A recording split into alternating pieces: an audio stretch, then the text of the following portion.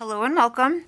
Today I'm doing something a little bit different. I'm going to be focusing on this stamp set and some different backgrounds that I use to create some cards. I found this because I teach once a year at a stamping convention in Akron, Ohio, and that took place the last weekend in April. And when I was there, I taught one day and then you get to shop another day. I stumbled across a new company to me. It's a real small company. It's family owned. It's called Blue Knight Rubber Stamps, and they had some really cool silhouette designs. They also have other designs, but the silhouettes are just so much fun. Now that we have a MISTI tool or a stamp positioner to stamp them with, we can get nice crisp images, and I thought, well, this will be fun. So I picked up this sailboat stamp, and I've been challenging myself to see all the different backgrounds I can come up with. And in my May 2018 Hero Arts video, I made a bunch of backgrounds. This is one of them. This is a Nouveau Mousse watercolored background with the stamp stamped on it. Here is the same stamp on an alcohol ink background. This is shaving cream.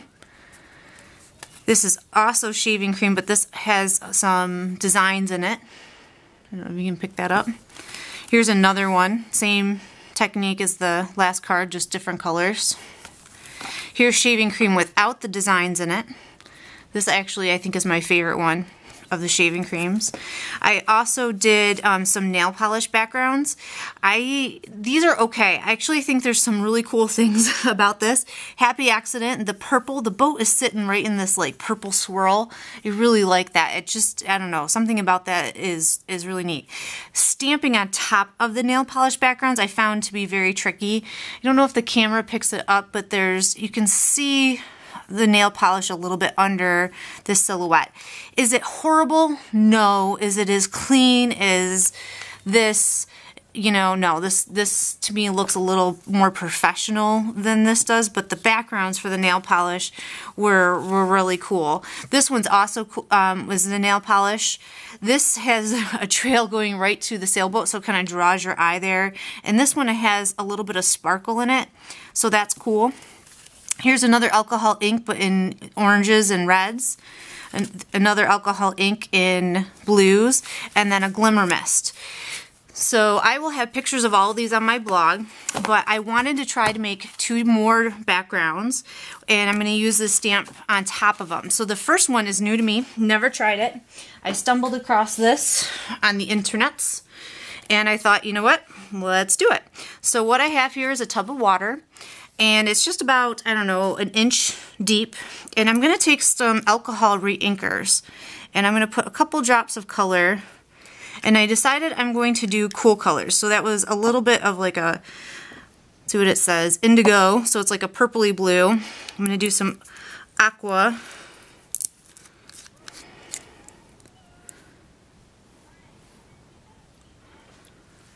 Cool. I already like it. And I think I'm going to do some sailboat blue, appropriate.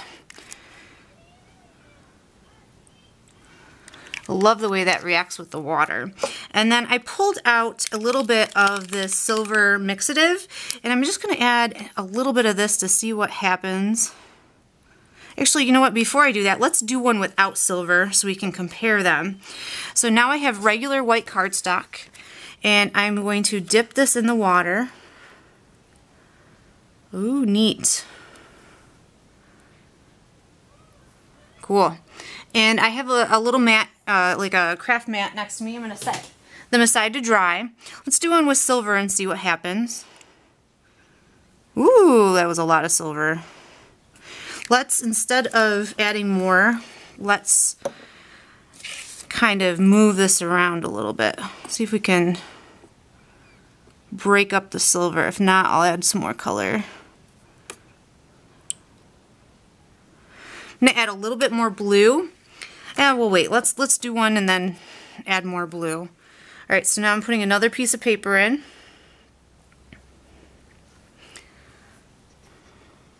We're going to add more blue. But there we go. We got another background.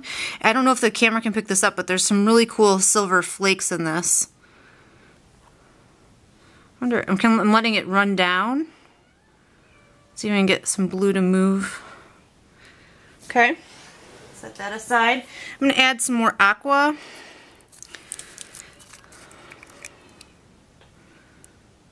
And I'm going to add a little bit more of the sailboat blue.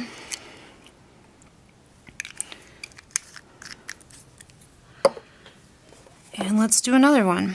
I'm going to use my tweezers this time, see if that helps. That is my son saying hello. Okay. And my philosophy when doing these is do a whole bunch. You've got all the stuff out. So, I may not stamp on all these, but they'll go in my stash and then I'll have them. Now this one's really, really light, which is not necessarily a bad thing. Sometimes you just want a little something in the background. But what I'm going to do now is add some more color back in. So this is the indigo. Okay, so I have some more paper, and I also grabbed one of those nail polish backgrounds that I did, and I'm going to dip that. So here's my nail polish background. I didn't like this one because this is the one, and if you watch the video I explain, there's a clump here, and I took a towel and I tried to clean it up, and it just made it way worse. So I'm going to use this as an experiment. I'm going to dip it in this, the bath here, this alcohol bath we got going, and see what happens. So I guess I'm going to add a little bit more color here. So if I put a stamped element over that one little splotch that I tried to wipe it, I think that looks way better. So that's impressive. So it does work. Let's do another one by... Oh, neat. I think I'm a bigger fan of dropping it in the water than scooping it like I did the nail polish. It creates more swirls, I think.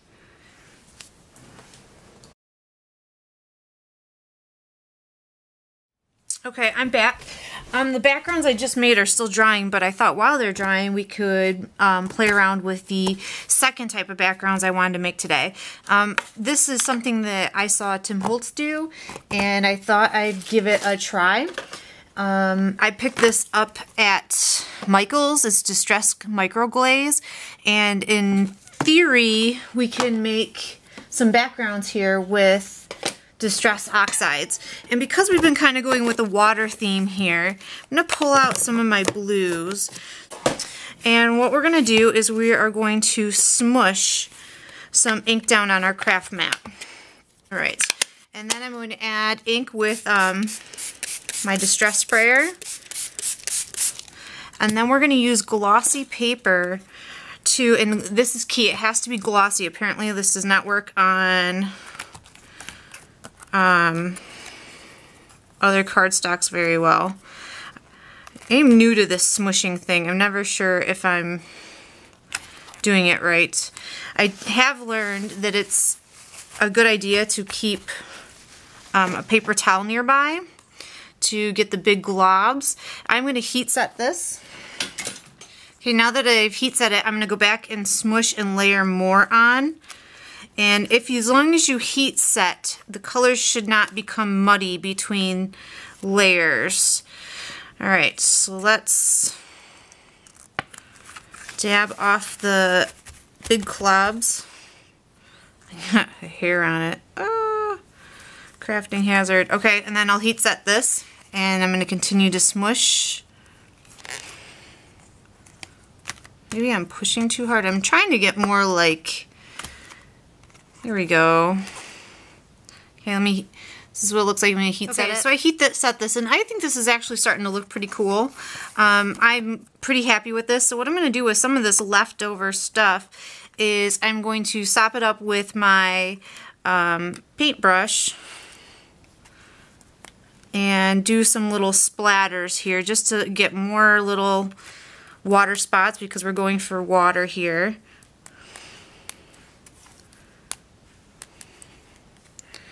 And then I'm going to set this aside to dry. So we'll just let that air dry. And let's do another one. Okay, so I finished, and all I ended up making 12 on glossy, and I just thought I'd try regular cardstock just to see what would happen.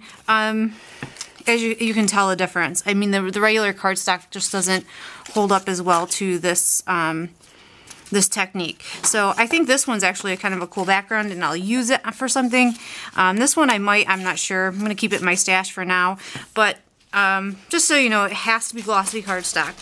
And then what you do next is you take your dauber thingy, and you're going to pick up some of this. It's very creamy, this Distress Glaze, and you are going to buff your artwork, your panels. And as you can see, it takes away that haze that sometimes Distress Oxides can have. So it's kind of a really nice way to brighten up your projects. It also makes it waterproof, so when you stamp on this, you're going to have to use something like StazOn, I would imagine, to do that with. And that's really cool. Cool. So I'll speed this up. I'm going to apply this to all of the panels, and then I'll show you them when they're all done. Okay, so they're all finished. They're all buffed. They have a really cool finish. It's almost like a photograph when they're all done. I guess glossy paper is a lot like a photograph anyway. Here are some of them. I'll go through all of them here. There's the warm colors. These, to me, I am so excited about. Actually, I think this might be one of my favorite ways to make backgrounds. These I'm going to stick in my stash. These ones here I'm going to turn into sailboat cards, and this will be perfect the one thing I like about the sailboat is I can stick about any sentiment I want on it. So I'm going to make 2 of the warm colored ones, and this one I purposely tried to make the sky colorful and then the water blue. And then I have one that's a very marbly look, and then I have another one that's kind of like a splash. So I figured let's stamp these, and I'm actually going to stamp this one. I started looking at this and I was like, that kind of looks like a cloud. So let's stick the sailboat on there and see what it looks like, and we'll just check. We'll just see what happens here. Okay, I'm back. Everything's dry and stamped. I'm sorry I didn't stamp on camera. My Misty does not fit under this little apparatus. It hits the camera, and it's just kind of a disaster. So I did all the stamping off camera. The stamps beautifully. I have no issues with it. It's just not able to put my Misty under here. I do recommend using a Misty because you do need to stamp it probably 2 to 3 times to get the solid black impression. So first let me show you the alcohol backgrounds that we did at the very beginning of this video. It seems like a lifetime ago to me. Here they are. I love this purple. It looks like a cloud kind of reflecting in the water. Some of these I sprayed with Glimmer Mist. Some I did not. I know the camera will never pick that up. Here is an orange and blue one. Here is yellow and blue. That yellow barely shows up. There we go. This is the Distress one I did on regular cardstock, and I made a comment. I was like, I'm not a big fan of it because it was so flat, but then I realized this kind of looked like a cloud, and I thought, wow, this actually looks perfect for the stamp. If only I could have done that on purpose and replicate that, but I'll treasure the one I have. I like the purple, and it looks like a reflection, so I think it gives it the illusion of water, so it's really kind of cool. This one, I don't know if the camera will pick it up, there's a lot of silver in this, so I didn't spray this one with Glimmer Mist. I just left it because there's so much shine in it already. Here's another one. And those are the ones that I made with the alcohol inks. Here are the rest of the backgrounds if you just want to take a quick peek. I didn't use the ones that were super light. I think I'll save that for something else, but I really do like those. This one's even, it's almost not even there, but it's there. This one I thought's kind of cool. Looks like a wave splashing up. I could put like a little otter there. This is the nail polish one that I dipped in the alcohol. In my opinion, it saved that background. I'm going to put an element right here, and then this way I can just enjoy the rest of it. Here is a real light blue and purple one. But I'm really glad I made a whole bunch. I wish I made more of the orange and red ones. I I didn't. So I guess I'll have to get this out again and do that. Let me show you the Distress Oxide backgrounds. I did run into one little snag with this that I found out. I have StazOn and have VersaFine, and I would have swore that StazOn would have worked because you can stamp on like acetate. Well, it didn't. It could not get a good impression. So I was like, well, back to the drawing board. So I thought, I got on the internet, and the internet says to use archival ink. So guess what? I don't have an archival ink stamp pad. I have like gazillion stamp pads, and not one of them is archival black. So apparently I need to work on getting one of those, but that's what it said would stamp on here. So I got creative and I decided to heat emboss, and this was one of the first ones I did, and I kind of ruined it a little bit, but it's still okay. And it's sad because this is the one I really liked, that I did half blue and then half the warm colors, so I kind of like a sunset with the water, but my heat embossing is not super crisp, and it was more just on a learning curve. I should have known better to start with my favorite one that I did that's slightly better as I was learning. I still had some stray black powder. I did treat this with an anti-static powder tool, but that background just really wanted to hang on to the powder. I kind of wonder if I embossed on it and then treated it with the micropore, or stamped on it and then treat it with the microglaze is what I meant to say. I don't know. I guess there's going to be some learning in here. I enjoyed this and I love the backgrounds, but this was by far, out of all the backgrounds I did, the most work out of them. Here's another one. Each of these get better and better as I was just learning as I went. Here's one in oranges. This is my favorite one. It turned out really, the embossing's really crisp and the background's perfect. I love it. This one I think I'm going to keep. And then here's another purple one. Well, thank you for tuning in with me, and I hope you learned something. Oh, wait, one more thing. I don't know if you noticed on some of the cards, there are some like reeds or trees. I used 2 Stampscape stamps, and the reason I did that is that, and sometimes I had little boo-boos. For example, here I smudged this black line just a little bit, so to kind of mask that, I added some additional scenery to kind of distract away from some of my little O's. I also think that, you know, if you've ever played with Stampscape stamps, the idea is that you have a foreground and a background so that the image has depth. And I feel like by adding these, you have a place where the viewer is standing and they're kind of looking over a lake and seeing the sailboat. Kind of puts it in a context, something that we can relate to. I certainly did not put it on all the cards. The ones that I kind of messed up a little bit. So many of them don't have it.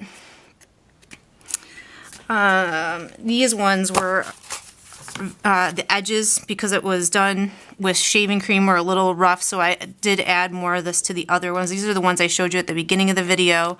So just so you know, like the shaving cream, I had to hide more with the edges, but the alcohol was nice and crisp. The nail polish, here's one with and without, so you can compare the looks. I will put pictures of all of these cards on my blog. Please feel free to comment. Actually, I hope you will. Tell me what you think. Tell me what you want to see more of. That really helps me have a better understanding of what you guys are looking for. This is my first time doing a video like this, so I know it's going to be a little rougher than some of my other things I've done. Please take a second and go to Blue Night Rubber Stamps and check out her stamps. They're pretty awesome. This is by far my favorite, but she has lots of other silhouettes and I have a few, so I might do another video with a different silhouette. Thank you for watching, and I hope to see you guys again soon.